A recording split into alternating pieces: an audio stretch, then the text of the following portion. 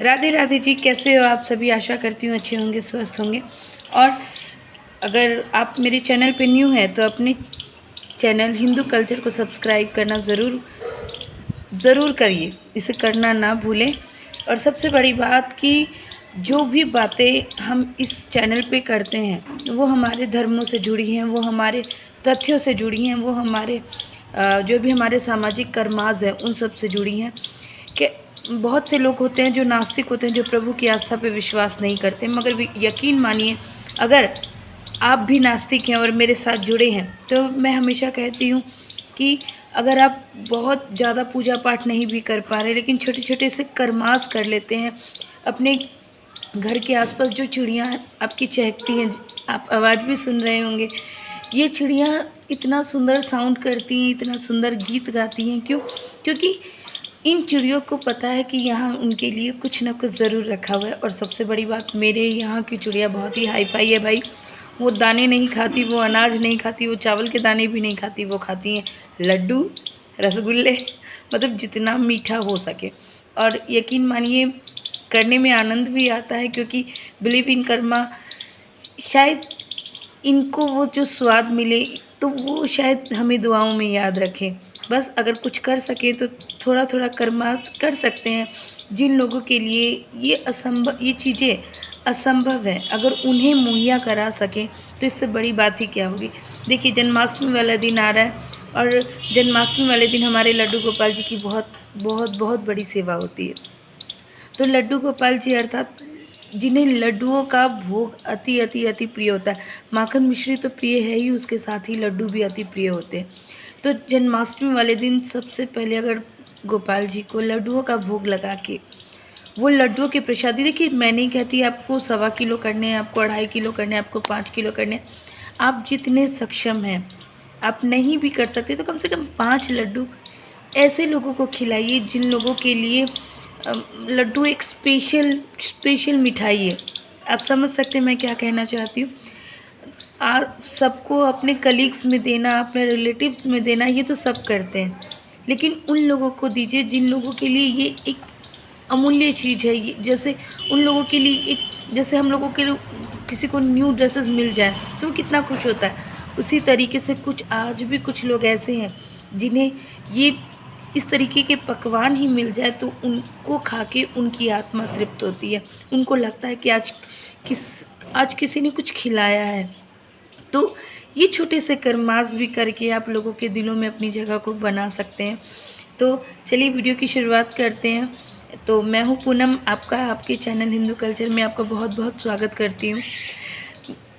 कर्मों पे भरोसा करना, कर्मों को साथ लेके चलना, कर्मों को करना। सुबह उठ के पहले अपने आप को खिलाने से पहले आप बस इतना नियम ले लीजिए कि जब मैं अपने मुंह में कोई निवाला डालूं, कोई चाय ही पीऊँ, तो उसके पहले मैं ज़्यादा नहीं, सिर्फ 5 जीव को भी कुछ खिला सकूँ। तो सबसे पहले आपको कहीं जाने की आवश्यकता नहीं है। आपको आपके घर में ही आप अपने विंडोज़ पे पक्षियों के लिए कुछ निकाल सकते हैं। अगर आसपास पोखर या कोई तालाब है तो वहाँ आटे की छोटी छोटी गोलियां करके आप मछलियों को दे सकते हैं। नहीं आटा सान सकते, मूरी आती है, वही दे दीजिए, उसी को खिला दीजिए। घर के बाहर निकलते ही बहुत सारे कुत्ते मिल जाते हैं, उन्हें एक 3 रुपये वाला बिस्किट ही खिला दीजिए। गौ माता आती है, आपके घर में नाश्ता बनता है, आप उसकी पहली रोटी ही निकाल के गौ माता के नाम की निकाल के रख लीजिए। कहने का तात्पर्य सिर्फ इतना है कि जितना हो सके लोगों को खिला के खाइए। बस ये एक नियम अपने जीवन में धारण कर लीजिए। यकीन मानिए, सक्सेस आपके कदम छुएगी। आपको खुद नहीं पता होगा कि कब आपकी लाइफस्टाइल ज़ीरो से हीरो वाली हो जाएगी। एक बार करके ज़रूर देखिएगा। तो आज इस वीडियो में हम लोग बात करने वाले हैं कि कृष्ण भगवान जी को, जैसे जन्माष्टमी का दिन है तो कृष्ण भगवान जी को क्या क्या प्रिय है। कृष्ण भगवान जी को मोरपंख प्रिय है, कृष्ण भगवान जी को बांसुरी अति प्रिय है, कृष्ण भगवान जी को राधा नाम अति अति प्रिय है, कृष्ण भगवान जी को गाय अति प्रिय है।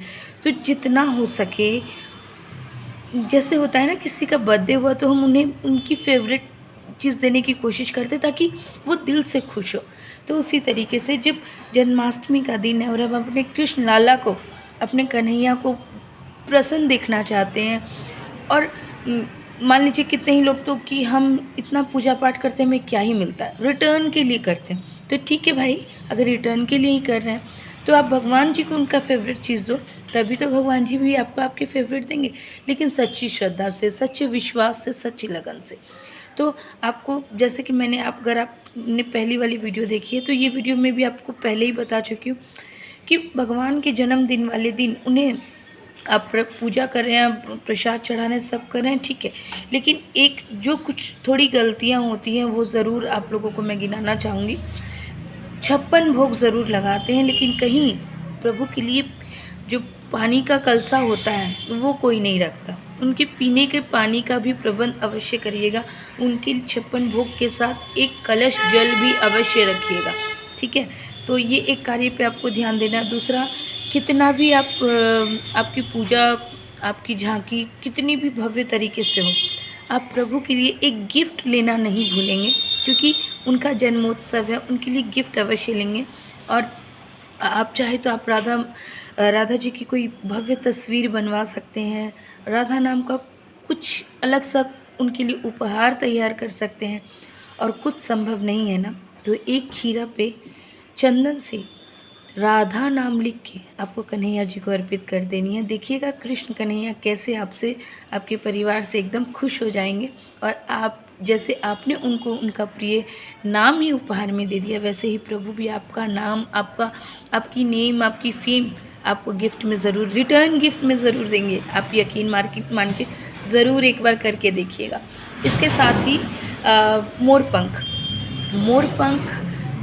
जिन घरों में रहता है ना, उस घर से नेगेटिविटी कोसों दूर भागी रहती है।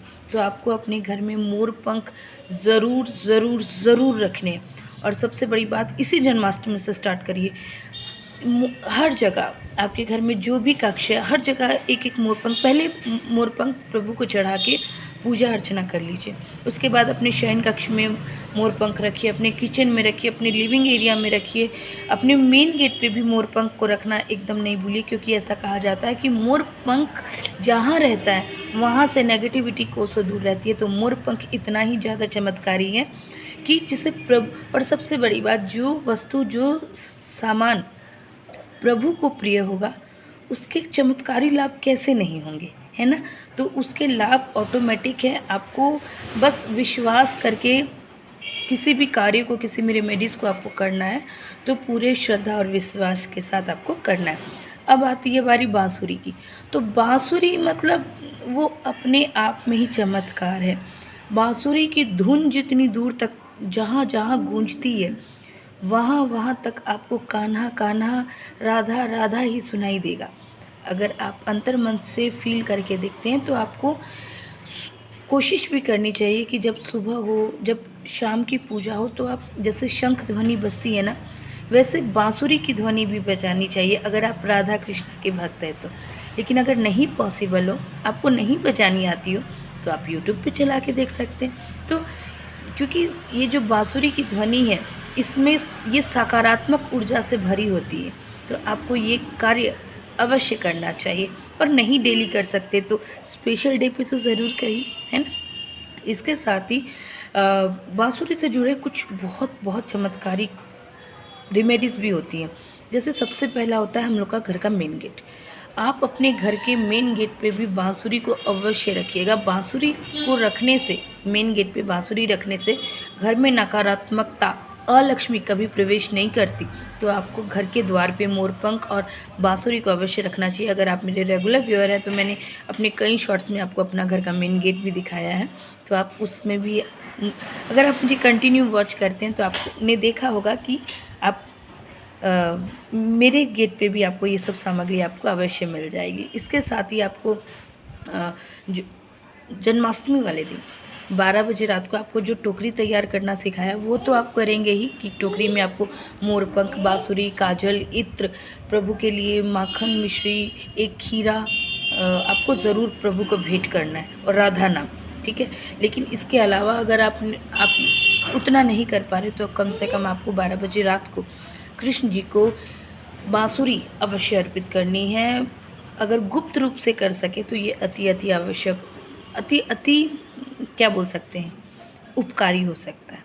और सबसे बड़ी बात, बांसुरी का एक चमत्कारी उपाय तो एक ये भी है कि जिन्हें पुत्र की प्राप्ति नहीं हो रही, वो अगर बांके बिहारी जी महाराज, वृंदावन बांके बिहारी जी महाराज का नाम लेके एक मन्नत मांग ले कि हे, और ख़ासकर अगर ये काम आप जन्माष्टमी वाले दिन कर सके, कुछ नहीं अभी चांदी की बांसुरी खरीद पा रहे तो कुछ रुपए ही निकाल लीजिए, और नहीं ज़रूरी आप बहुत बड़ी बांसुरी खरीदिए, इतनी छोटी सी तो खरीद पाएंगे। जब आपकी मन की मुराद पूरी होगी, थोड़े थोड़े रोज़ निकालेंगे तो भी आप कर पाएंगे। तो एक चांदी की बांसुरी आपको वृंदावन बांके बिहारी जी का स्मरण करना है, उनसे मन की मुराद मांगनी है, और उन्हें चांदी की बांसुरी चढ़ाने की मन्नत अपने मन में धारण करनी है, और कुछ पैसे उस नाम से आपको निकाल लेने हैं। यकीन मानिए, अगली जन्माष्टमी तक प्रभु आपकी खाली झोली को ज़रूर भरेंगे। बस श्रद्धा और विश्वास एकदम पक्का और गहरा रखिएगा, तो ये कार्य आप कर सकते हैं। इसके अलावा अगर हस्बैंड वाइफ के रिलेशन में टेंशन है तो ऐसी स्थिति में भी आपको अपने घर में बांसुरी अवश्य रखनी चाहिए, और वो भी लाल रंग के रिबन में बांध के। तो ये छोटे छोटे से कार्य जिन्हें आप करके अपनी कर्मास को इन्हेंस कर सकते हैं, अपने लक को इन्हेंस कर सकते हैं, अपने जो भी आपकी विश है उसको एनर्जेटिक कर सकते हैं, वो विश आपकी तुरंत पूरी होने लगेगी। आप ऐसा ट्राई करके देख सकते हैं। इसके अलावा एक और कार्य है जो कि आपको घर का मंदिर, अगर आप मेरे रेगुलर व्यूअर हैं तो आपको मेरे मंदिर के शॉट्स अक्सर ही दिखते हैं, और आपको पता है मेरे घर के मंदिर में भी बांसुरी है, और वो बांसुरी अगर बाँस की हो तो अत्यंत अत्यंत ही उपकारी होगी। तो इस तरीके से आप प्रभु की प्रिय चीज़ों से प्रभु, और अगर देखिए, मैं ये नहीं बोल रही कि आपको हर चीज़ नया लेके आना है, अगर पॉसिबल हो तो आप ले आइए नया, वो बहुत अच्छा रहेगा। लेकिन ऑलरेडी अगर आप मेरे रेगुलर व्यूअर हैं और आप मुझे कंटिन्यू फॉलो करते हैं, तो मैंने ये बातें आपको पहले भी बताई हैं। तो अगर आपने पहले से अपने इन सब जगह पे बांसुरी रख के रखा है और आप इस वर्ष सक्षम नहीं है, तो देखिए, सबसे बड़ी बात लेके आनी चाहिए। लेकिन अगर सक्षम नहीं है तो आप उन्हें गंगा जल से धो के फिर से स्थापित कर सकते हैं, उन्हें पे चंदन का टीका लगा सकते हैं, उन्हें धूप अगरबत्ती दिखा सकते हैं, और प्रभु से अपने मन की जो भी आपकी प्रॉब्लम है, जिस कारण भी आपने नहीं किया, सबसे बड़ा बात आपको अपने प्रभु के साथ अपना कनेक्शन स्थापित करना, अपने प्रभु को सारी बातें बोलनी है कि प्रभु आप ही का दिया गृहस्थी है, आप ही का दिया संसार है, नहीं कर पाई जो है उसी को स्वीकार करिए। ऐसा करके आप प्रभु चरणों में अपना निवेदन रखिएगा, अपने मन की बात रखिएगा। यकीन मानिए, लाला कृष्ण कन्हैया और राधा रानी सरकार जी आपकी मन की सारी बात समझेंगे और आपको मुंह मांगा वरदान देंगे। सबसे बड़ी बात, कुछ नहीं करने से अच्छा कुछ करना, तो चेष्टा अवश्य करिएगा, कोशिश करिएगा, मन में भाव रखिएगा, और अगर पूजा पाठ ज़्यादा ना भी कर पाएँ तो कम से कम लोगों की मदद करिएगा। लोगों को जन्माष्टमी वाले दिन प्रभु के प्रिय, जैसे पहले ही कहा, प्रभु का प्रिय कोई भोग ही खिलाइएगा, बच्चों में टॉफ़ियाँ बांटिएगा, बच्चों में बैलून्स दे दीजिएगा। नहीं आप बैलून्स का मंदिर सजवा पा रहे हैं, देखिए सबसे बड़ी बात मैं हमेशा बोलती हूँ, जो सक्षम नहीं है, मुझे नहीं मालूम मेरी वीडियोस कौन देख रहे हैं, अगर आप कैपेबल हैं तो आप ज़रूर करिएगा, हाथ जोड़ के निवेदन है। लेकिन अगर आप कैपेबल नहीं भी हैं तो भी कुछ ज़्यादा ना करके कुछ भी करिएगा और प्रभु कृपा के पात्र बनिएगा। राधे राधे, जय श्री हरदास, हरि बोल।